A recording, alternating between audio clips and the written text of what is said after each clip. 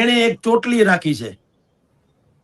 એને કીધું જ્યાં સુધી ગુજરાત વિધાનસભામાં કોંગ્રેસને હું સત્તા સ્થાને ન લઈ આવું ત્યાં સુધી આ મારી ચોટલી નહીં કપાવું. હવે જો એને સંન્યાસ, એની ભાષા અત્યારે જેની ચર્ચાઓ ચાલે, હવે સંન્યાસ પોતે જ સંન્યાસ લઈ લીધો હોય તો વિચાર કરો હવે એ ચોટલીનું શું થાય? ચોટલી રદળી પડી, ખોટી બંધાઈ ગઈ બિચારી.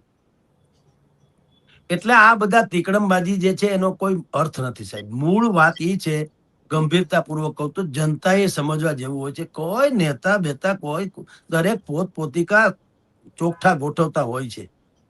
તમે વિચાર તો કરો, કોંગ્રેસે ખેડૂત સંઘર્ષ યાત્રા કે જે કઈ એની યાત્રા કાઢી પરિવર્તન, હવે આમ આદમી પાર્ટીએ પણ એવું કર્યું, પરિવર્તન લાવો ખેડૂત બચાવો. લે ભાઈ, ભાજપ નીકળી જાય તો ખેડૂત બચી જાય એવું એનું કહેવાનું છે. પણ તમે ધારો કે આવો તમે આમ આદમી પાર્ટી કેજરીવાલ, તો તમારી પાસે બ્લુ પ્રિન્ટ તો કઈક હોવી જોઈએ. અમે આવીએ તો આટલી વ્યવસ્થા કરશું તો લોકોને વાત ગળે ઉતરે. આ તો કે તમે અહીંથી ખાલી કરાવો દિલ્હીથી, બાકી ઈ છે ને અમે છે, પછી હરિઓમ, તો વાયદા વેપાર જેવું થયું. એટલે નેતાઓ ગમે તે કરે, પંડ્યા સર, જનતાએ સમજવું જોઈએ કે ભાઈ આ પોતપોતાનું માર્કેટિંગ કરે છે, પક્ષનું યા વ્યક્તિગત. એમાં આપણે ખાલી ઢાલ છીએ, કોઈને આપણી કાંઈ પડી નથી. તમે ગાંધીનગરમાં રેલી કરો એટલે ખેતરમાં પ્રોબ્લેમ, ગાંધીનગરમાં રેલી. અત્યારે આ ઓનલાઈન છે, હું ક્યાં તમારે ત્યાં અમદાવાદ કે મુંબઈ આવ્યો નથી, તમે અહીંયા રાજકોટ નથી આવ્યા, આપણે આ ચર્ચા કરીએ છીએ કે નહીં?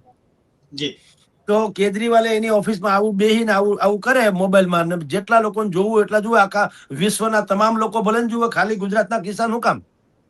દેશભરના કિસાનોને સંબોધો એટલે વ્યુઅર્સ આવે, કેવાય ખરું ભાઈ, કરોડો લોકોએ ભાઈને સાંભળ્યા. પણ નહીં, તમારું પણ મોરું કો ધ્યાન લેગો, ઘનઘટ પનહારી કો ધ્યાન લેગો મટકી.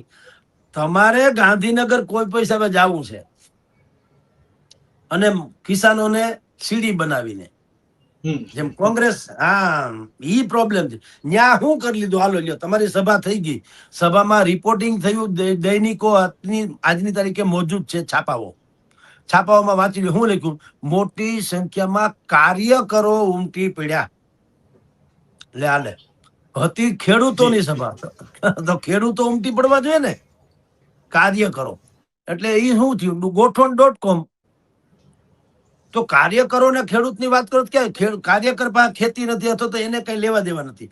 ખરા અર્થમાં ખેડૂતોને તમે લઈ આવ્યા હોત, ભલે ગોઠવણ કરીને, પણ ગામે ગામથી ખેડૂતોને લઈ આવ્યા અને 50 ખેડૂતોને મંચ ઉપર લાવવા જોઈએ કે ભાઈ તમારી વેદના તમે વ્યક્ત કરો કાલી ઘેલી ભાષામાં, જેને જે ભાષામાં આવડે ભલે બોલે, તો સરકારને એમ લાગે કે જનતા કઈક આવું કે છે.